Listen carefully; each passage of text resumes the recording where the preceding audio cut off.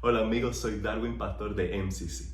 Mi oración es que el mensaje que está por escuchar contribuya al crecimiento de tu fe, te haga más semejante a Cristo y te inspira a vivir en la misión de Dios en medio de tu generación. Si de alguna manera la exposición de la palabra edifica tu corazón, háznoslo saber a través de un comentario o envíanos un mensaje. Nuestra intención no es sustituir la enseñanza bíblica que debes escuchar de tu pastor cada fin de semana, sino contribuir con tu iglesia local para el desarrollo de tu fe. Gracias por conectarte con la familia de MCC. Gracias por escuchar esta palabra. Desde MCC te bendecimos. Bueno, al cantar esas alabanzas al Señor, me recordaba una de las cosas que hablé con el pastor Darwin hace muy poco tiempo, y es en el libro de Apocalipsis. Vemos esta visión que está teniendo Juan, y es de hombres y mujeres de cada nación, lengua y raza alabando al Señor. Y eso no es simplemente algo que puede ser o puede ocurrir, sino el Señor se lo está revelando a Juan como algo que va a ocurrir. Y yo me gloriaba en el Señor pensando en eso, porque sé que un día nosotros, todo que ha puesto su fe en Cristo como su Salvador, va a estar haciendo eso en la eternidad. En este día es mi primer mensaje como pastor, y por la gracia de Dios creo que va a ser el primero de muchos. Amén. Así sea. Vamos a estar en 2 Corintios 8, si pueden abrir sus Biblias ahí, del 1 al 5.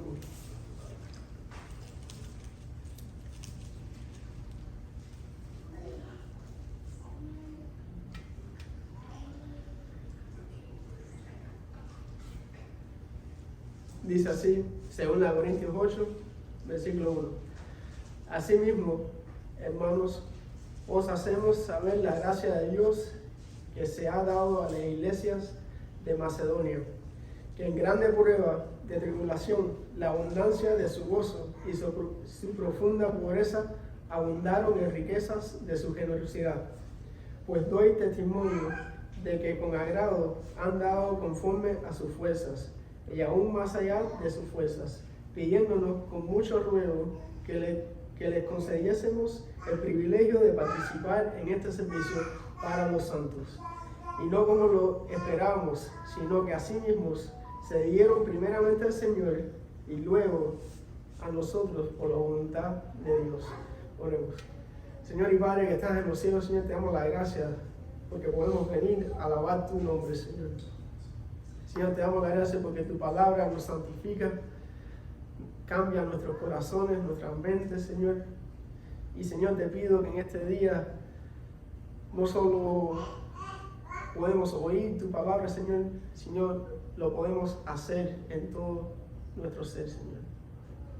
Señor, te pido que me guíes a mí, que pongas unción en mi palabra, Señor, y que todo lo que yo pueda decir sea acorde a tu voluntad. En el nombre de Jesús oramos. Amén. Entonces, he titulado este mensaje Vive para el Señor. La razón en que él lo he titulado así es por el versículo 5. Pero vamos a ir versículo a versículo hasta llegar a eso. Por varias semanas el pastor Darwin ha predicado por el libro de Éxodo, y ha sido bendición para mí y seguro para ustedes también. Este mes vamos a estar haciendo un énfasis en la generosidad del cristiano en específico. Y por eso escogí este pasaje en 2 Corintios 8. El versículo 1, como leímos, dice: ahora, hermanos, queremos que se enteren de la gracia que Dios ha dado a las iglesias de Macedonia. Y Pablo está informando a la iglesia de Corintio de la gracia que Dios le ha dado a la iglesia de Macedonia. La iglesia de Macedonia se conoce en el mapa de Grecia en ese tiempo. La iglesia de Macedonia es la parte norte de Grecia y Corintio estaba en la parte sur de Grecia. Estas iglesias que Pablo le cuenta eran las ciudades de Filipo, de Tesalónica y Berea. Y cuando vemos en Hechos el recorrido de Pablo, vemos Pablo encontrándose con estas iglesias y todo ese recorrido que ya fuimos en los jueves. Son ciudades muy pobres al contraste a la ciudad de Corintio, y la pregunta que podemos ver aquí es: ¿cuál es la gracia que Dios le ha proveído a esta iglesia de Macedonia? Y el versículo 2 nos dice: en medio de las pruebas más difíciles, su desbordante alegría y su extrema pobreza abundaron en rica generosidad. Entonces, ¿la gracia cuál es? La gracia de la cual habla Pablo es que a pesar de las pruebas, a pesar de la tribulación, a pesar de la pobreza en sus vidas, ellos podían dar generosamente, pero no solo dar generosamente, pero sino lo hacían con gozo en su corazón. Estas iglesias de Macedonia, como les dije, eran bien pobres por causa del gobierno romano que vino, conquistó la tierra y se llevó toda la riqueza de su ciudad. Esto nos revela a nosotros que la oportunidad y la voluntad para dar o ser generoso es un resultado de la gracia de Dios en la vida del cristiano. Para dar un poquito de contexto al pasaje que estamos mirando ahora, Pablo le está escribiendo sobre el ofrendar a la iglesia de Jerusalén en este momento. No es para dárselo a él mismo, sino para llevárselo a la iglesia de Jerusalén. Si recuerdan, en el libro de Hechos, Dios manda una persecución a la iglesia de Jerusalén y sufren bastante y experimentan esa persecución, y el resultado es esta pobreza en cual Pablo estaba pidiendo la ofrenda. Entonces, volviendo a este pasaje que estamos, al ser generosos tiene su fundamento en la gracia de Dios, porque ser generoso significa estar dispuesto a dar de lo que tú tienes a otra persona. Pero la gracia que Pablo nos explica no es solo ser generoso, pero también hacerlo con alegría en tu corazón. Dios produce esto en la vida del cristiano cuando el cristiano reflexiona en la abundante gracia que Dios nos ha dado a nosotros. Todo lo que tenemos, como estaba diciendo el pastor, todo lo que tenemos es del Señor. Dios no le podemos dar nada que Él no lo tenga.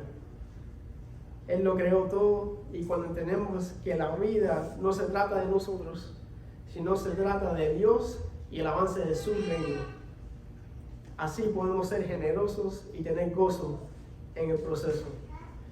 También no depende de cuánto tú tengas, no depende de qué título tú tienes, ni de qué raza eres, depende de recibir la gracia de Dios y ser transformados por medio del Espíritu a la imagen de Cristo. Mira cómo dice el 3 y el 4, soy testigo de que dieron espontáneamente tanto como podían, y aún más de lo que podían, rogándonos que con insistencia que los concediéramos el privilegio de tomar parte en esta ayuda para los creyentes. Entonces, tres cosas que quiero señalar en estos dos versículos. Primero, que lo dieron porque ellos querían, lo dieron porque salió de su corazón dárselo a Pablo para la iglesia de Jerusalén. Lo hicieron espontáneamente. Pablo no le forzó, no le dijo que lo tenían que hacer, ni le dio chantaje para hacerlo, ni le dijo la mentira que estamos escuchando ahora de la gente de la prosperidad. Esta iglesia voluntariamente de su corazón dio a cuenta lo que Dios puso en sus corazones para ofrendar. Segundo, dieron más de lo que podían. Entonces la iglesia esta de Macedonia reconoció que Jerusalén lo necesitaba más que ellos, y no solo dieron de lo que tenían ahora, sino trabajaron más para recoger más dinero, recoger más recursos para dársela a Jerusalén. Y tercero, dice el 4, ellos lo consideraban el ayudar y ofrendar un privilegio. ¿Cuántas veces cuando ayudamos, cuántas veces cuando ofrecemos dar nuestra ayuda a la iglesia o a un hermano, lo hacemos con murmuraciones, lo hacemos con quejas, o no lo hacemos con todo el esfuerzo que tenemos? Y esto realmente para mí, en mi vida, lo he experimentado que no lo hago de todo corazón a veces para mi hermano, no lo hago de todo corazón para la iglesia, y yo me tengo que arrepentir de eso. Igual si eres tú, y sé que lo eres porque eres como yo, debes de tener un cambio de tu mente en cómo das y ofrendas tu ayuda. Estas iglesias lo hacían así porque tenían algo bien claro y entendieron que el reino de Dios es mayor que su iglesia y sus vidas personales. Querían servir al Señor y a Él solamente. Y versículo 5 dice, incluso hicieron más de lo que esperábamos, pues se entregaron a sí mismos, primeramente al Señor y después a nosotros, conforme a la voluntad de Dios. Y este es el punto que quiero quedarme. Este es el punto que en esta tarde quiero que ustedes reflexionen en lo que está diciendo Pablo aquí. Ellos no solamente dieron a las iglesias, sino dieron sus vidas para la gloria de Dios. Por eso titulé este mensaje, Vive para el Señor, porque dieron sus vidas al Señor. Era como si rededicaron sus vidas para servir al Señor y a su siervo, que era Pablo. La voluntad de Dios era entregar sus vidas al servicio de Dios y a sus hermanos. Por eso nuestra iglesia se basa en estas tres cosas, pero dos está fundada en esta: amar a Dios y amar a tu prójimo. Ellos entendieron que si la motivación o el interés principal para dar o ofrendar era y darse a ellos mismos, no era para glorificar a Dios, avanzar su reino, no lo hacían acorde a la voluntad de Dios. La motivación para ser generoso siempre debe de iniciar con el amor a Dios y amor al prójimo, con la meta plena y simple de glorificar al nombre de Dios. Esto aplica a todos los aspectos de la vida, no solo es ser generoso, sino en todo lo que tienes, la motivación siempre tiene que ser la gloria de Dios. Reflexiona en tu vida y cuando vayas a hacer algo, cuando vayas a emprender algo, cuando tengas que hacer una decisión en tu vida, examínate, pregúntate, mi corazón está en el lugar correcto, esto lo hago para la gloria de Dios, esto lo hago por amor a Dios y amor a mis hermanos, y eso te ayuda a decidir y a emprender cosas para su gloria. El entregar tu vida al Señor y ser siervo de Él caracteriza al cristiano que ha sido redimido por Cristo. Y esto mismo es lo que Pablo nos ruega en Romanos 12. Si pueden ir a Romanos 12,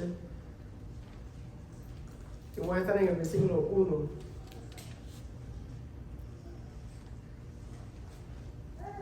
Y dice así: por lo tanto, hermanos, tomando en cuenta la misericordia de Dios, ruego que cada uno de ustedes en adoración espiritual ofrezca su cuerpo como sacrificio vivo, santo y agradable a Dios. Entonces Pablo está concluyendo el capítulo 11 de Romanos, enseñando la gran misericordia que Dios nos ha dado a nosotros. Y la misericordia que recibimos es que mandó a Cristo para redimirnos, salvarnos por medio de la fe en Él. Y ahora nos revela que debe ser la respuesta del cristiano después de ser salvado y recibir la misericordia de Dios. Y la respuesta, como dice el 1, la respuesta es ofrecer tu cuerpo como un sacrificio vivo, como dice en Corintios, entregarse al Señor. Pablo nos dice: Dios los ha salvado por su gracia, por medio de la fe en Cristo, teniendo misericordia de ustedes, y como respuesta deben de consagrar o ofrecer sus vidas para el servicio de Dios, dedicar su vida al Señor, y así traemos adoración a Dios. Vive para Dios, sirve a Dios de una manera sacrificial que le agrade a Él. Esa es la vida cristiana, plena y simple. Si quieres saber cuál es la voluntad de Dios, si no sabes cómo discernir qué cosa es de Dios y qué no es de Dios, simplemente pregúntate, ¿qué me acerca más a Dios? ¿Qué trae gloria a Dios? Y si tu vida no está rendida a Dios, vas a saber por qué no le estás dando gloria a su nombre. La vida cristiana no es lo que el mundo nos ha dicho. La vida cristiana no es lo que los americanos nos han querido vender. Vivimos en una nación que en tiempos pasados era una nación cristiana que temía a Dios y ellos disfrutaban de la bendición de Dios. Pero ya no somos esa nación. Ya no somos esa nación que teme a Dios. No somos esa nación con los principios de Dios. Pero todavía disfrutamos de esa bendición. No por nosotros, sino por nuestros antepasados que lo construyeron en el nombre de Dios.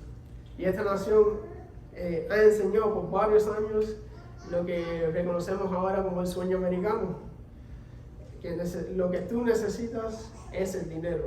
Lo que necesitas es tu casa, una buena carrera, un buen título, tu propio carro, tu propia casa y un buen retiro. Y después vas a tener tiempo para el Señor.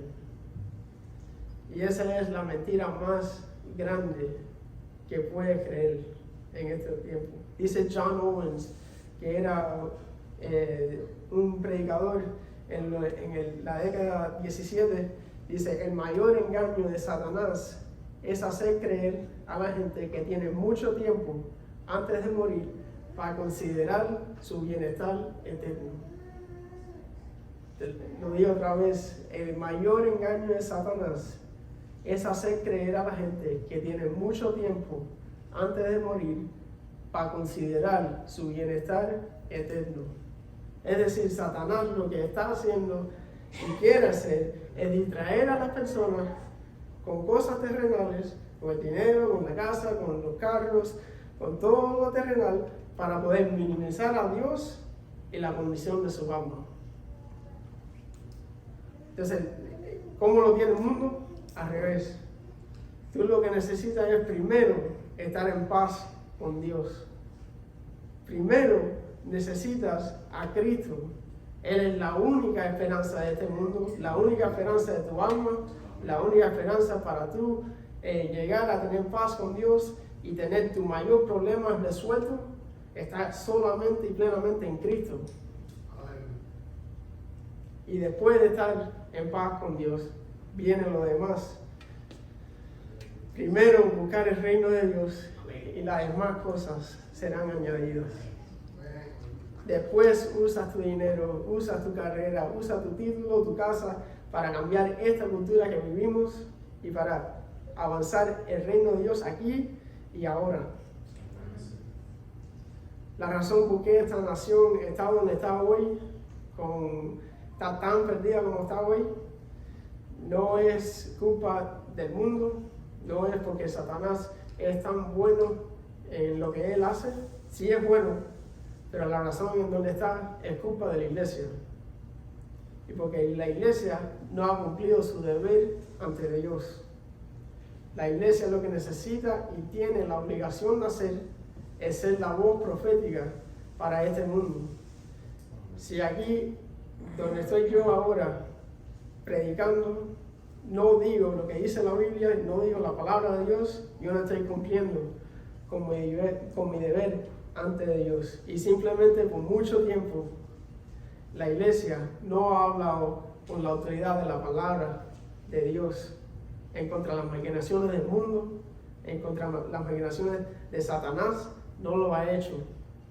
Se ha acomodado, se ha echado para atrás y por eso así estamos hoy donde estamos. El error empezó en el púlpito y hacia cada cristiano no leer su Biblia y no creer que la palabra de Dios puede transformar tu vida. Y de eso, hermano, todos nosotros, empezando con yo mismo hasta el último que está aquí, debemos arrepentirnos, porque hemos dejado que el mundo cambie a la iglesia Y Dios nos llama a lo opuesto, que la iglesia cambie la cultura y el mundo, no porque somos tan buenos, sino porque la palabra de Dios tiene poder para salvar. Dice el 2, versículo 2, no se amolden al mundo actual. Entonces el contraste, como estábamos hablando, de vivir para Dios y ser sacrificios vivos para Dios, el contraste de eso es ser amoldeado por el mundo, es ser igual que el mundo. El ofrecer tu cuerpo como sacrificio vivo es la voluntad de Dios para ti. Y lo opuesto a eso es vivir como el mundo está viviendo. Y el mundo se nos define por nosotros, o para nosotros, en 1 Juan 2, 15 al 16, y él simplemente lo resume en esto: los deseos de la carne, los deseos de los ojos y la vanagloria de la vida. Y Pablo nos está enseñando cómo se ve la vida de alguien que ha sido consagrado a Dios. O vives para Dios, o vives como y para el mundo. Sigue el versículo 2 diciendo, si no sean transformados mediante la renovación de su mente. Entonces, la vida consagrada a Dios no se moldea, sino lo que hace es se transforma. Antes de Cristo, lo que estaba en nuestra mente era todo lo del mundo. Y ahora nuestra mente debe ser transformada a lo que piensa y hace Dios. Cuando una persona viene a Cristo, vamos a decir a los 30 años, todo lo que tiene en su mente y todo lo que ha vivido es lo del mundo. Nunca ha ido a una iglesia, nunca ha escuchado la palabra de Dios, y lo único que tiene en su mente son las cosas del mundo. Y esa persona necesita que su mente sea transformada. Y esa es la bendición de la iglesia aquí en Romanos y todas las iglesias que Pablo le está mandando las cartas. Sí, han sido redimidos, han sido transformados, pero su mente sí tiene que ser transformada. Y la única manera de combatir al mundo y renovar nuestras mentes es con la verdad de Dios. No hay otra. Y la verdad de Dios plena y completa en su palabra. Como dice Jesús, santifícalos en la verdad, tu palabra es verdad. Y una buena práctica es esta: analiza las cosas en cuál vives, en los pensamientos que tienes, y vas a saber qué es lo del mundo y qué es lo de Dios. ¿Y cómo vas a saber eso? ¿Cómo vas a saber lo que es del mundo? ¿Cómo vas a saber si el mundo te está diciendo mentira? Si lo que ellos dicen no se alinea a la palabra de Dios. El mundo ahora dice el aborto no es malo, hasta unos dicen que es bueno. Pero Dios dice, no matarás. El mundo dice que el matrimonio homosexual es bueno. Dios dice, el matrimonio es de un hombre y una mujer. El mundo dice, preocúpate por ti mismo, olvídate de los demás. Y Dios dice, ama a tu prójimo como a ti mismo. Dios nos obliga a hacer lo opuesto al mundo. Nosotros a oír lo que dice el mundo, porque éramos del mundo, eso a la carne lo atrae. Eso te hace y te ala hacia el mundo. Pero la palabra de Dios combate al mundo para ser transformado. La carne es débil, pero el espíritu está dispuesto. Debemos estar constantes en renovar nuestras mentes en la palabra de Dios. Y sigue el 2 diciendo, así podrán comprobar cómo es la voluntad de Dios, buena, agradable y perfecta. Entonces, cuando nos consagramos al Señor, renovando nuestra mente con la palabra de Dios, no vamos a ser como el mundo. La voluntad de Dios se nos hace tan evidente en nuestras vidas, porque vemos su obra en nosotros siendo buena, agradable y perfecta. Todo lo que es bueno, agradable y perfecto es de Dios y es su voluntad. Esta es la voluntad de Dios en la vida del cristiano, ser conformado y moldeado no al mundo, sino a la imagen de Cristo. Vive para Dios. No dejes que este mundo te hable, no dejes que este mundo te dé como las olas, sino fija tu mirada en Jesús. Esté en la roca, en el fundamento firme que es Cristo. No dejes que el mundo te moldee a lo que ellos quieran, sino Cristo te ha llamado no a ser como el mundo, pero influenciar al mundo para que ellos también miren a Cristo. El cristiano vive una vida consagrada al Señor y ofrece su vida como sacrificio porque mira a Jesús. Jesús lo cambia todo. Él lo dio todo por nosotros para poder encontrar la vida verdadera.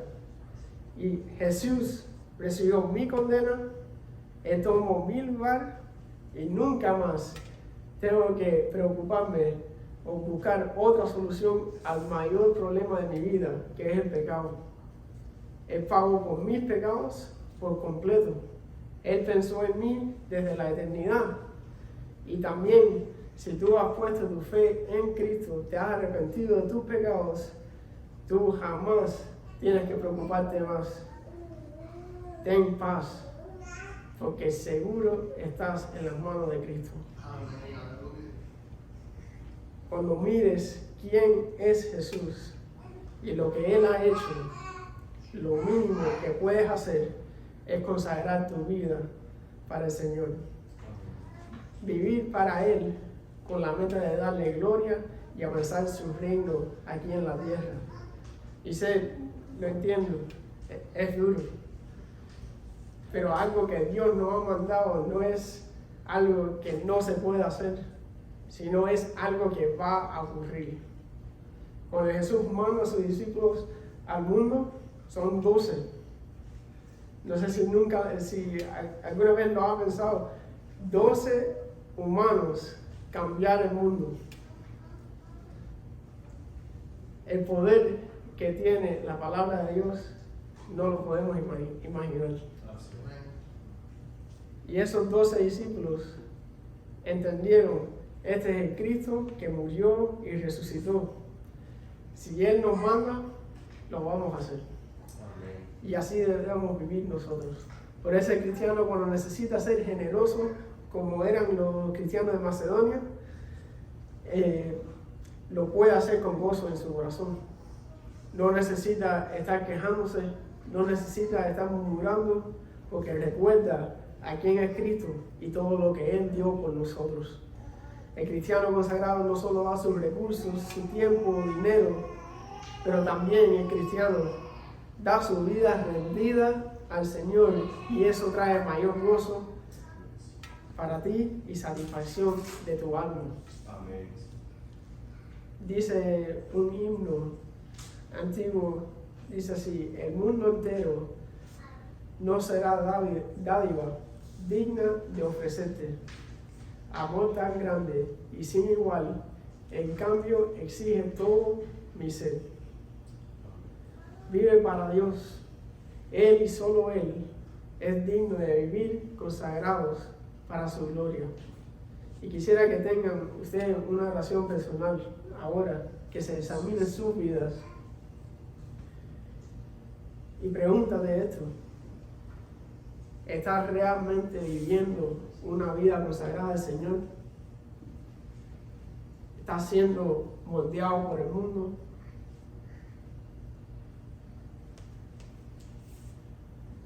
¿Qué te impide a vivir consagrado al Señor? ¿Has caído en pecado y no sabes cómo salir?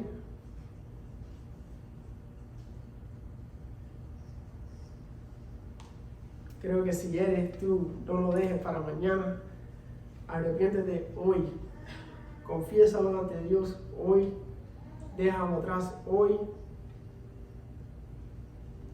Y si por favor no sabes qué hacer, no sabes cómo salir y combatir con un pecado, habla conmigo, con Darwin o cualquier otra persona del liderazgo.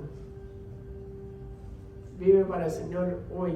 No lo dejes para mañana. Consagra tu vida hoy para el Señor. Como dice la alabanza que cantamos, pídele al Señor que te haga un siervo para su gloria. Oremos. Señor y Padre que estás en los cielos, glorifícate en nosotros, Señor. Señor, ayúdanos a vivir una vida sometida y rendida a ti, Señor. Sí, Señor, por favor. Somos débiles, somos pobres.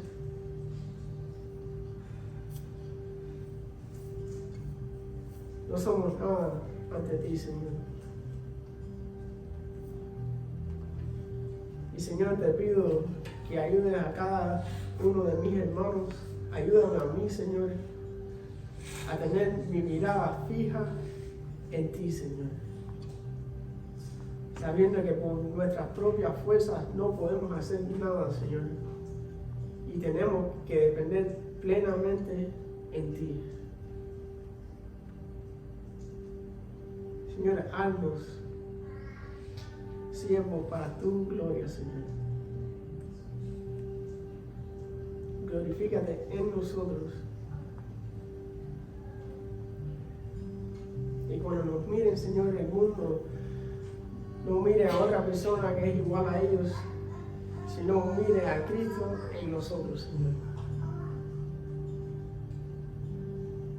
Ayúdanos a vivir para ti y dejar todo obstáculo atrás, dejar todo pecado atrás y rendirnos a ti, Señor. Ir a los pies de Cristo, Señor.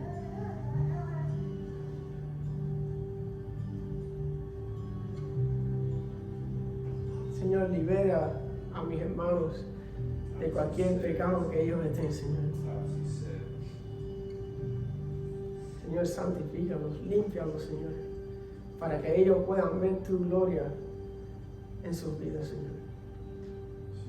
Te lo pido todo en el nombre de Cristo, que es sobre todo nombre. Amén.